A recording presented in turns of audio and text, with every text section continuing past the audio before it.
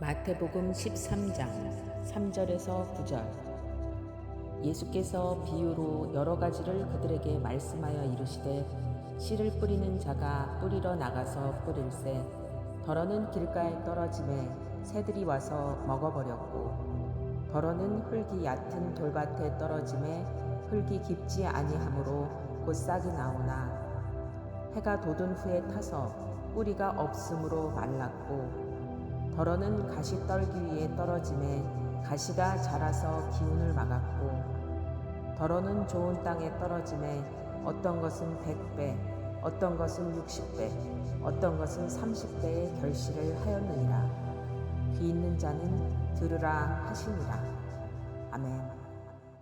성령께서 말씀을 통하여 우리 마음을 만지시기를 사모합니다. 한 권사님과 대화하는데 그 권사님이 말씀 중에 그런 말씀을 하시더라고요. 목사님, 신앙생활은 기다림인 것 같습니다. 기다림. 그 한마디 말 속에 참 많은 의미가 참 들어있는 것 같아요. 여러분 그렇지 않습니까? 신앙생활 하면서 살아가면서 참 기다림의 시간이 많은 것 같아요. 예수 믿지 않는 가족, 예수 믿지 않는 남편, 또 자녀 돌아오기를 기도하면서 오래 기도한 분들도 있습니다. 경제적인 상황이 좀 나아지길 기다리면서 나름대로 최선을 다하면서 또 기도하고 기다리는 분들도 계세요. 건강의 회복을 위해 기다리고, 또 누구에게도 표현하지 못할 자신만의 어떤 고난의 시간을 겪으면서 기다리고, 우리 삶 가운데, 신앙 가운데 기도하며 기다리는 시간 참 많은 것 같습니다. 신앙의 많은 부분은 기다림이라는 거죠.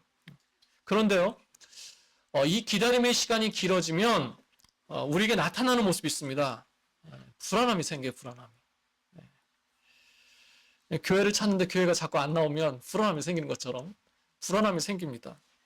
마음이 조급해져요. 그러다가 심해지면 낙심하게 됩니다. 하나님께서 왜 빨리 응답하지 않으시는가?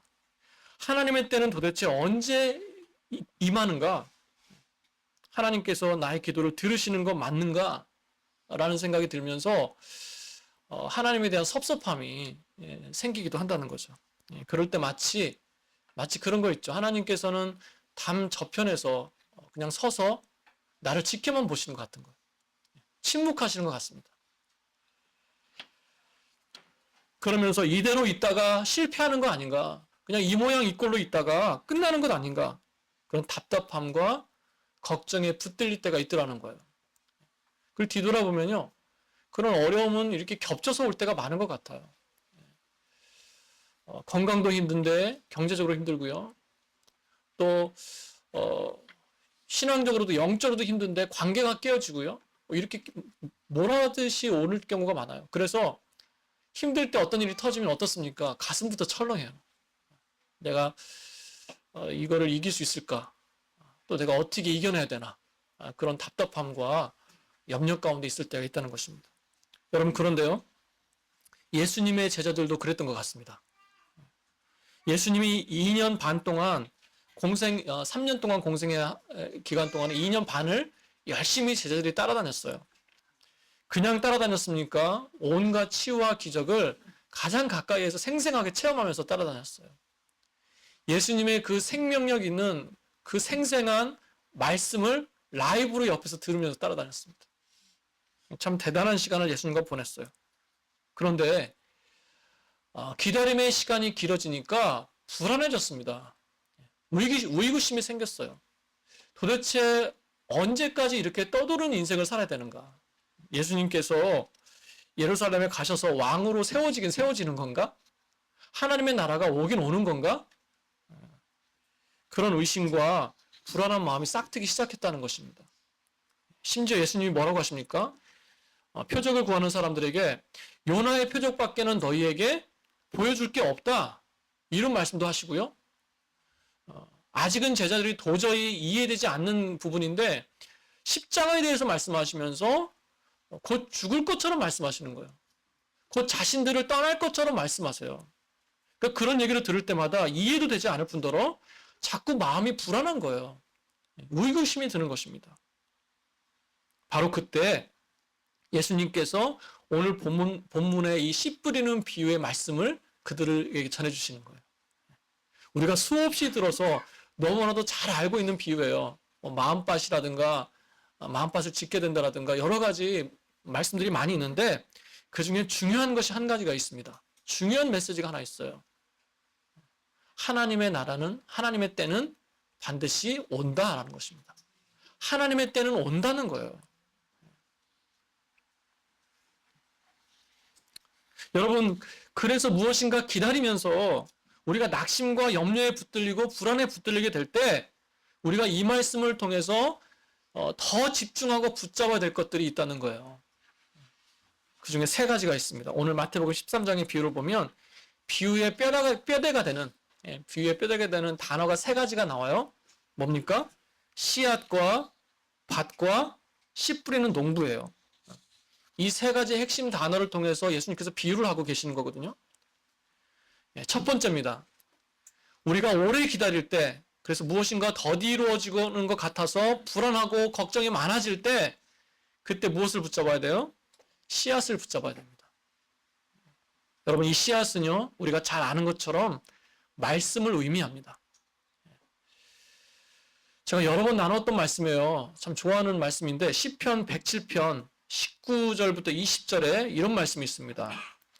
이에 그들의 고통 때문에 여호와께 부르짖음에 그가 그들의 고통에서 그들을 구원하시되 그가 그의 말씀을 보내어 그들을 고치시고 위험한 지경에서 건지시는도다.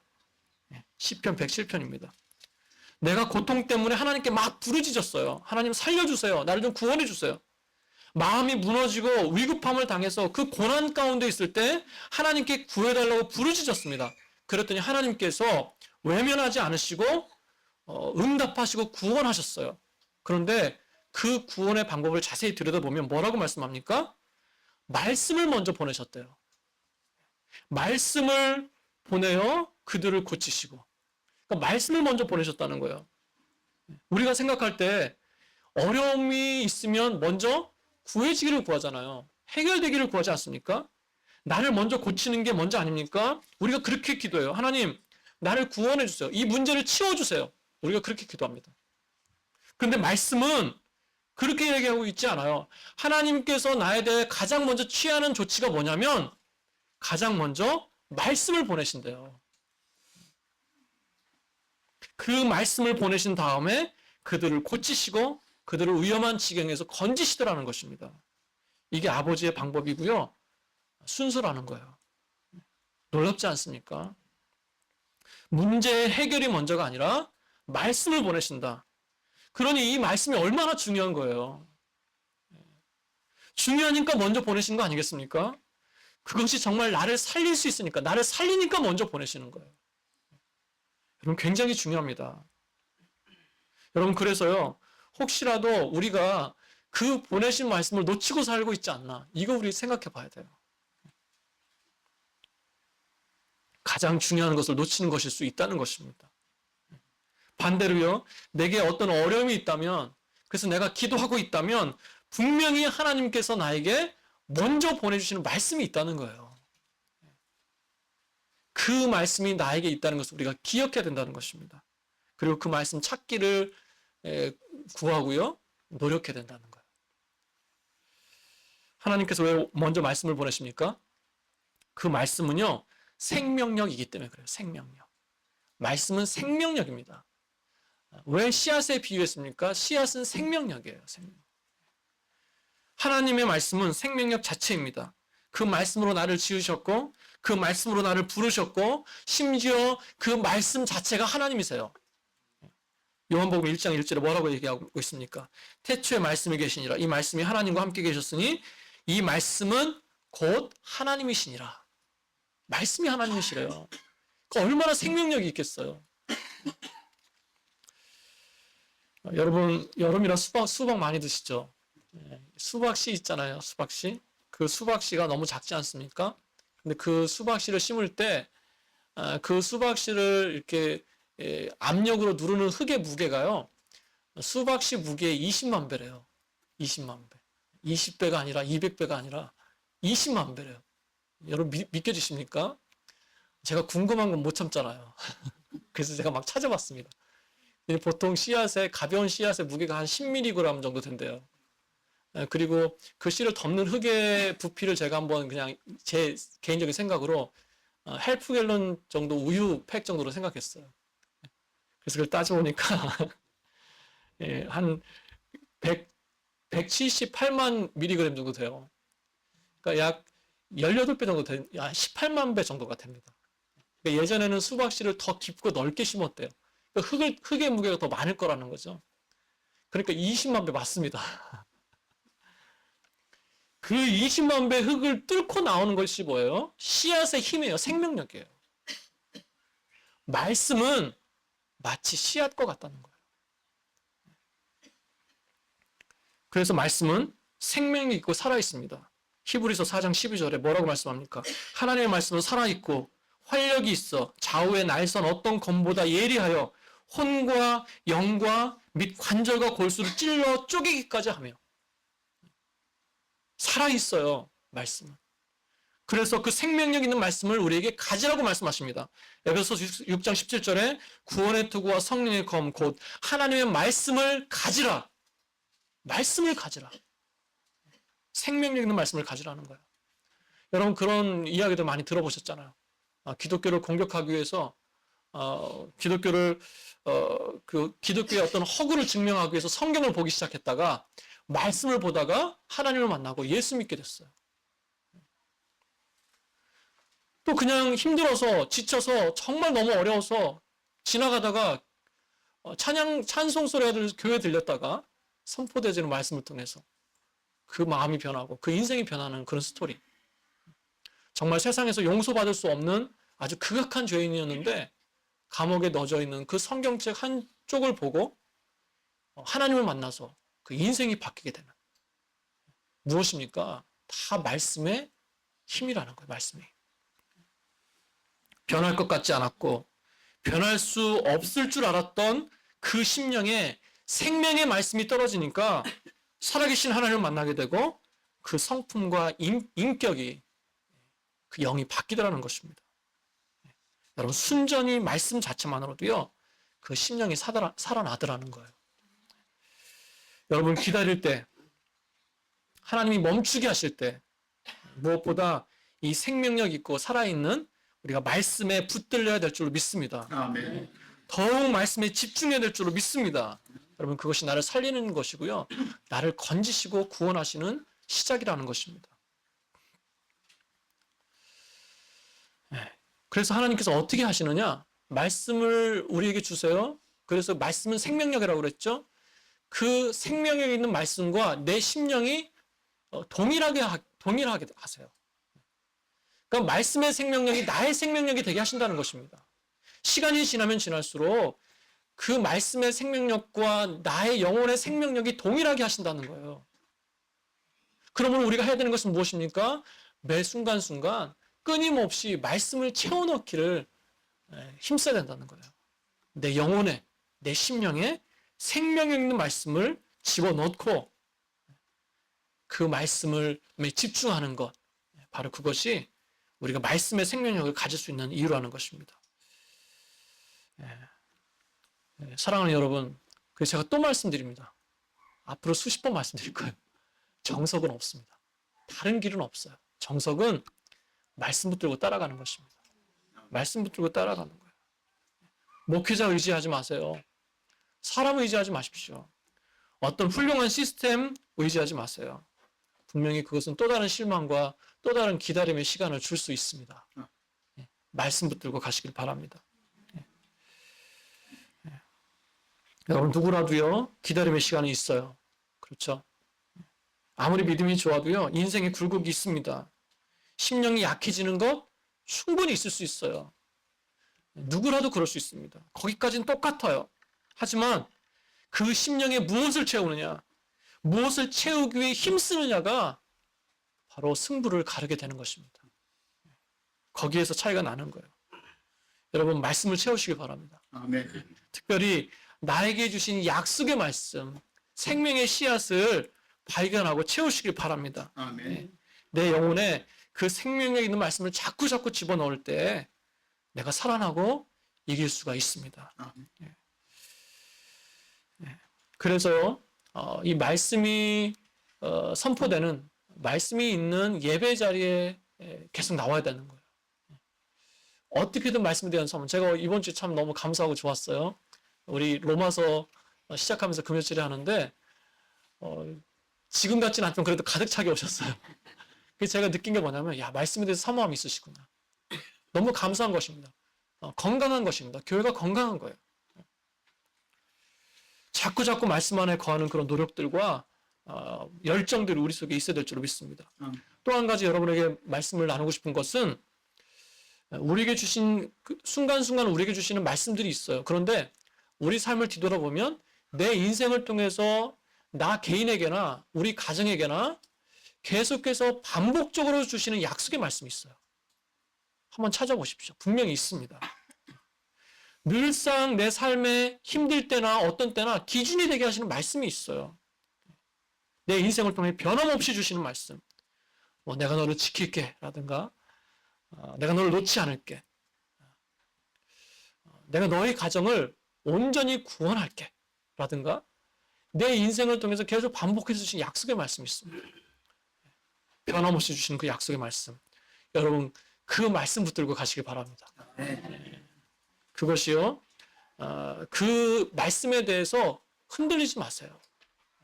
반드시 하나님께서 내가 이 땅을 살아가는 동안 그 말씀대로 이루실 거예요. 하나님의 약속입니다.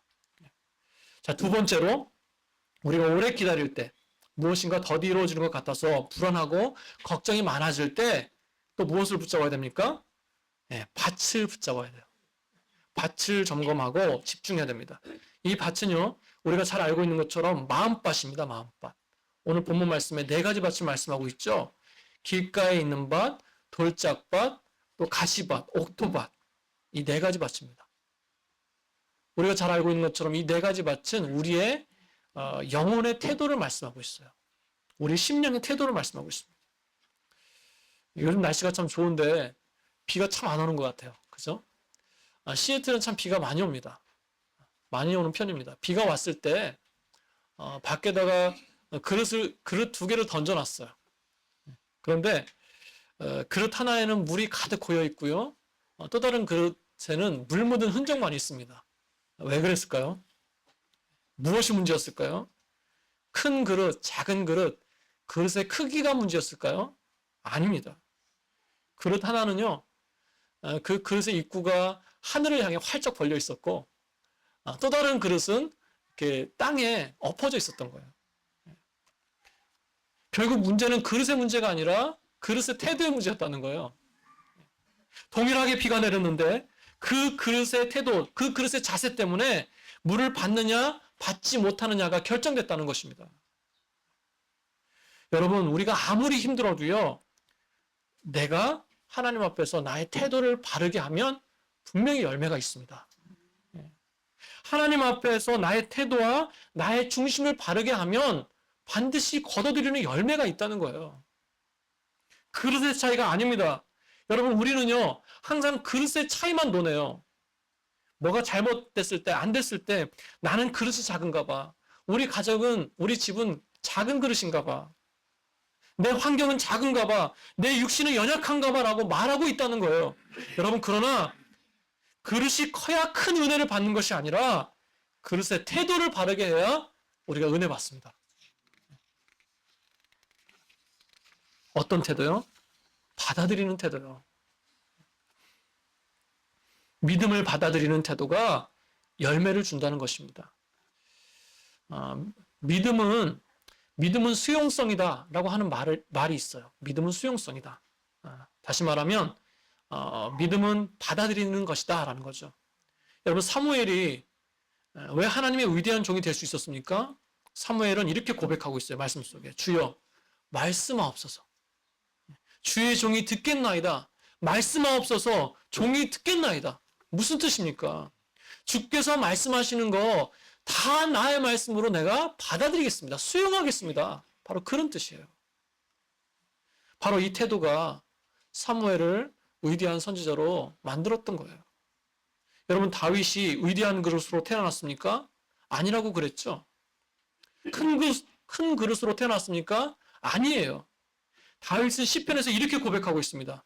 두루마리에 기록된 것이 다 나를 위해 기록된 것입니다. 무슨 뜻입니까? 성경에 기록된 모든 것이 나를 위해 기록된 것이기 때문에 내가 다 받아들이겠습니다. 그 수용성, 그 받아들임이 다윗을 위대한 하나님의 사랑으로 만든 거예요. 여러분, 그릇의 차이가 아니었습니다. 어떤 위대한 계획의 차이가 아니었어요. 작은 비전인데도, 초라한 비전인 것 같아도 하나님에 대한 그 받아들임의 태도가 크다 보니까 그것이 큰 차이를 만들었다는 것입니다. 여러분, 사람은 지칠 수밖에 없는 존재예요.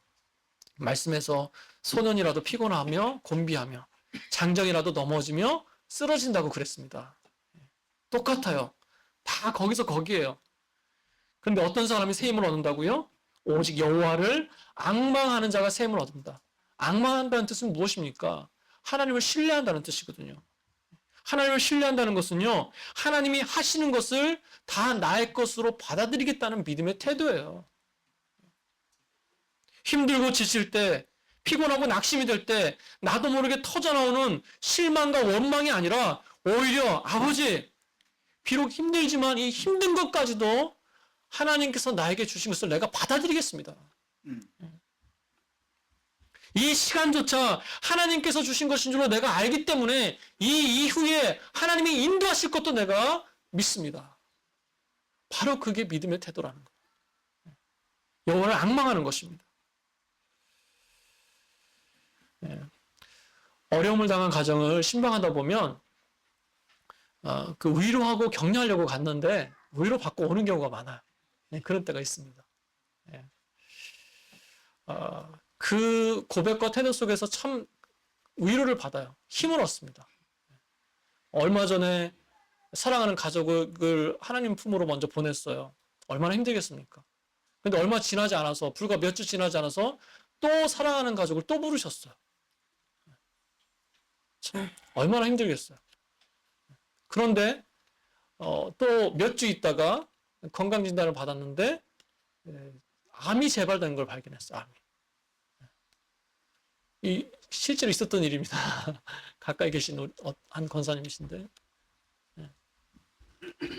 그래서 이제 말씀을 나누고 위로하러 찾아갔는데 너무 덤덤하신 거예요. 너무 담담하신 거예요.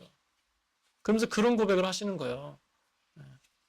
하나님의 뜻이 있는 걸 내가 믿습니다.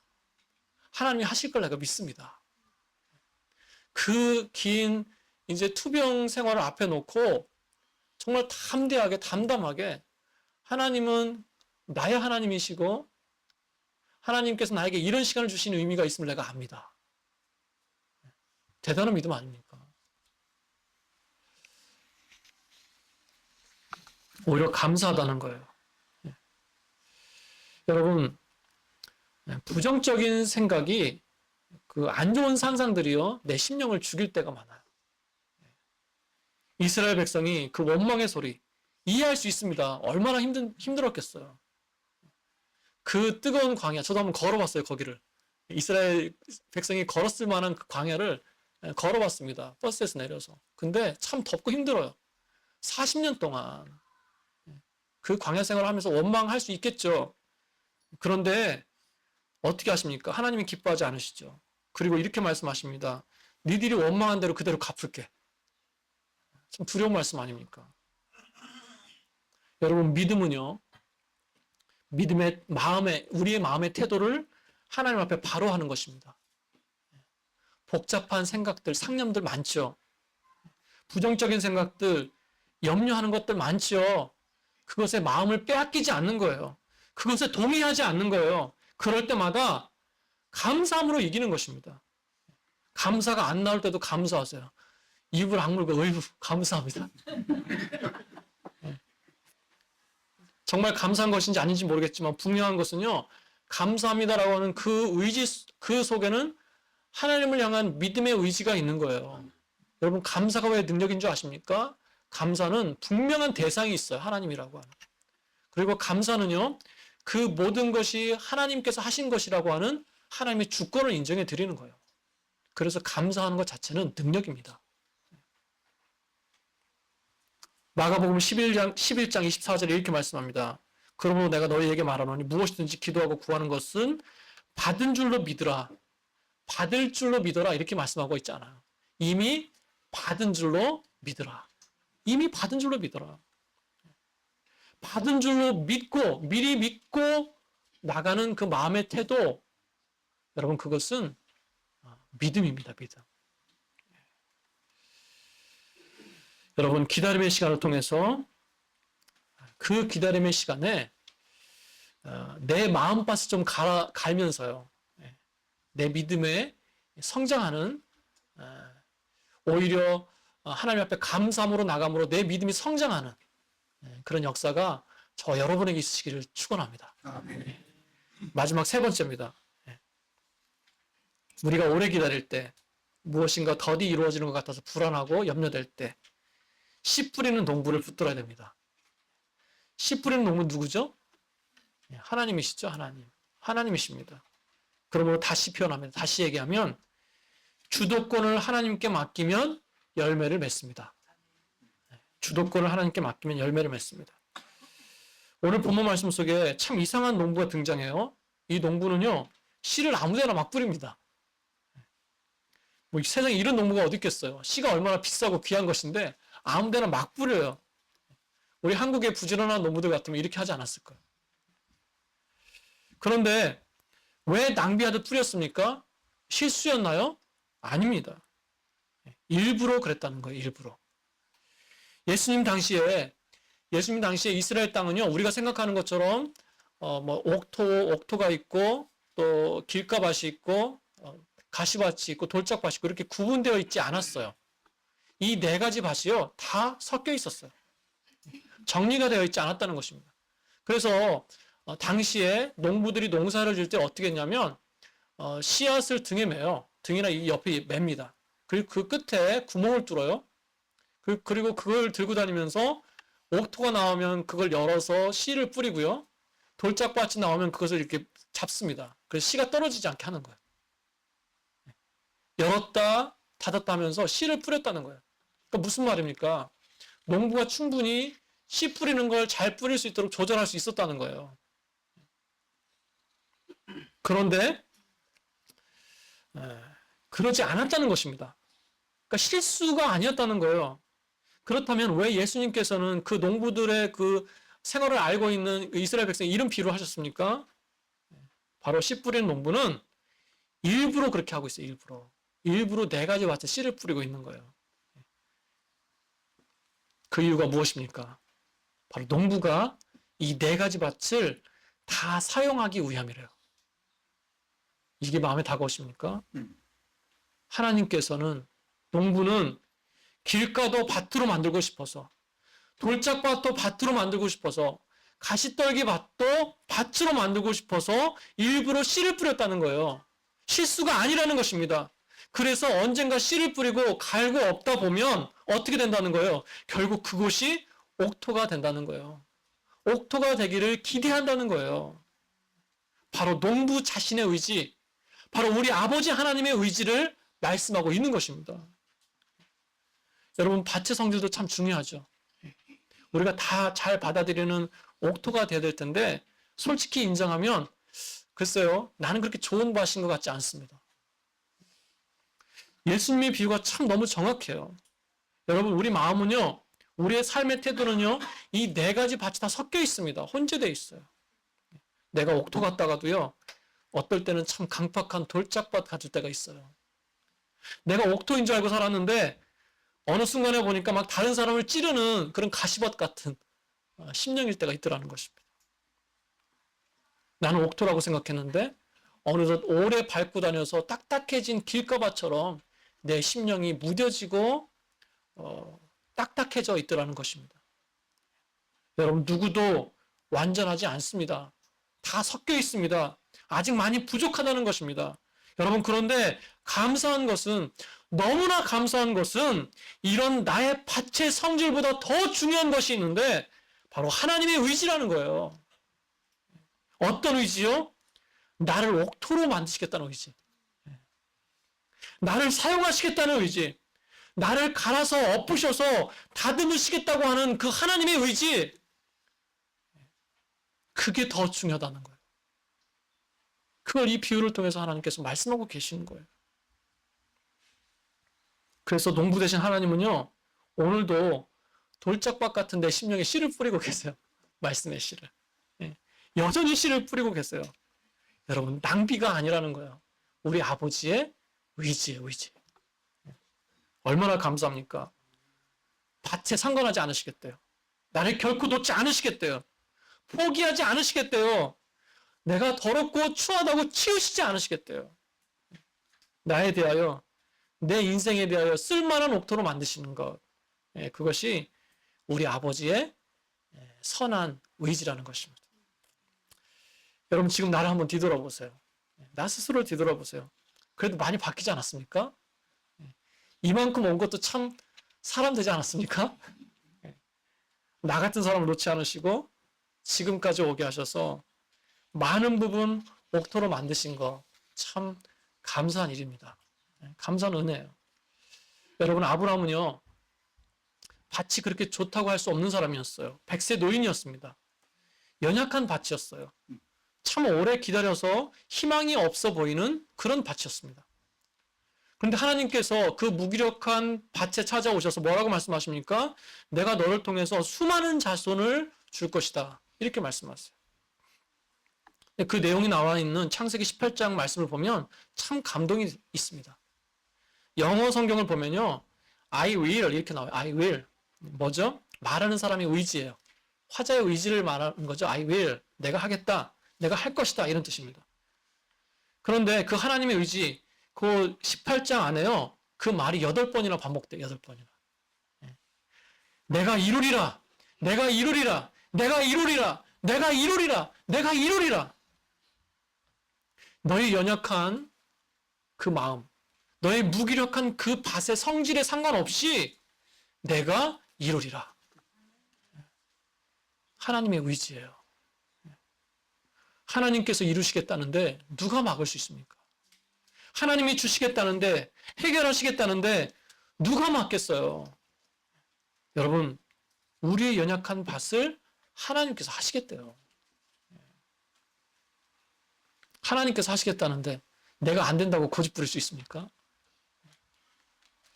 내 연약한 믿음, 내 연약한 가정, 내 연약한 일터, 내 연약한 성격, 하나님께서 주도하시겠대요. 여러분, 그래서요, 당장 안 되는 것 같아도요, 더 기다려야 될 것 같아도요, 결국은 하나님께서 주도하시면 되는 줄로 믿습니다. 아멘. 그래서요, 믿고 맡겨드리는 거예요. 우리가 일이 안 되어지고 낙심할 때의 특징이 무엇입니까? 하나님이 이루리라. God will이 아니었어요. 내가 이루리라. I will이었습니다. 내가 무엇인가 하다가 내가 할 수 있다고 생각하다가 실패한 거 아니겠습니까? 내가 무엇인가 하려고 하다가 낙심한 거 아니겠어요? 여러분, 그런데 오늘 농부는, 아버지 하나님은 나의 연약함을 묻지 않으시겠대요. 돌짝밭도 가시밭도 내가 다 갈아엎어서 옥토밭으로 만드시겠다. 내가 그곳에서 열매를 거두겠다. 이것이 바로 우리 아버지의 뜻인 것입니다. 여러분, 그러므로 기다림이 길어질수록, 자꾸 불안함이 엄습할수록 주도권을 아버지께 맡기시기 바랍니다. 하나님께 맡기시기 바랍니다. 내가 막 뭘 많이 하려고 하지 마세요. 요즘 제가 자주 드릴 말씀이에요. 막 분주하지 마세요. 내가 막 많은 걸 하려고 하지 마시고 아버지가 하실 부분을 남겨드리세요. 그것도 믿음입니다. 내가 아니면 안 되는 게 아니에요. 내가 아니어도 돼요. 중요한 것은 아버지께서 하시는 거예요. 그러면 하나님께서 이루시는 그런 기쁨을 우리가 맛보게 될 줄 믿습니다. 여러분, 오래 기다리셨어요? 혹시 그래서 많이 불안하고 염려하셨습니까? 개인적인 일로, 또 가정적인 일로, 또 어떤 그 어떤 일로 실패했다고 생각하시면서 좀 마음이 낙심해 계셨습니까? 여러분 꼭 기억하십시오. 아버지께서 주도하시면 됩니다. 아버지께서 인도하시면 됩니다. 너희 속에 착한 일을 시작하신 이가 그리스도 예수의 날까지 이루실 줄 우리가 확신하노라. 내 속에 착한 일을 시작하신 것도 하나님이시고 그것을 이루어 가시는 분도 하나님이시고 그것에서 열매를 주시는 것도 하나님이십니다. 여러분 그래서 우리가 이것 하나만 물어보면 돼요. 이것 하나. 딱 하나만 물어보면 됩니다. 하나님께. 하나님, 이 약속 나에게 주신 약속 맞습니까? 이것을 물어봤을 때 하나님께서 그래 맞다. 내가 준 약속 맞다. 라고 하는 것이 분명하다면 우리 가정에게 우리 공동체에게 주신 약속이 분명하다고 한다면 염려하지 마세요. 그냥 믿고 나가는 것입니다. 그럼 이제 뭐가 문제입니까? 시간이 문제죠. 시간이. 가시밭은 1년이면 되겠는데 뭐 돌짝밭은 2년 걸릴 거고요. 뭐 가시밭은 3년이 걸릴 수도 있어요. 시간의 문제예요. 시간의 문제. 하지만 반드시 이루어진다는 것입니다. 여러분 대나무는 한 번 심어지면 5년 동안 뿌리만 내린대요. 5년 동안. 그래서 이렇게 그 나무를 보면 저게 죽었는지 살았는지 모른대요. 꼭 죽은 나무 같대요. 그런데 그 5년이 지난 다음에 그 다음에 불과 6개월 만에 그 대나무가 15m, 25m 막 이렇게 자란다는 것입니다. 사랑하는 여러분 얼마나 기다리셨습니까? 그래서 또 얼마나 지쳤고 또 얼마나 불안했습니까? 여러분 그러나 그 시간을 그냥 견디어내는 것이 아니라 오늘 말씀처럼 오히려 그 시간을 통해서 생명력 있는 말씀에 더 가까이 가고 약속의 말씀에 붙들려 가야 될 줄로 믿습니다. 내 심령이 그 생명력 있는 말씀과 동일시되기까지 계속해서 내 심령에 말씀을 채워나가야 될 줄로 믿습니다. 아멘. 또 오늘 말씀처럼 그 기다림이 길어질 때 내 마음에 있는 불평과 원망과 어떤 패배의식이 아니라 그렇게 방치하지 말고 오히려 더욱더 믿음의 태도를 우리가 바로 해야 될 줄로 믿습니다. 그리고 그렇게 기다리면서 자꾸 의식적으로 의지적으로 하나님께 맡겨드리고 하나님께 옮겨드리는 것. 그래서 하나님께서 이 일의 주인 되시고 주도하시도록 나의 일이 아니라 하나님의 일이 되도록 하는 것. 바로 그런 맡겨드림이 있어야 될 줄로 믿습니다. 그럴 때 언젠가는 마치 대나무처럼 25m, 30m의 큰 그런 성장함이 있고요. 비로소 오늘 8절의 말씀처럼 내 삶에 30배, 60배, 100배의 열매를 경험하는 그런 은혜가 저와 여러분에게 있으시기를 주님의 이름으로 축원합니다. 아멘.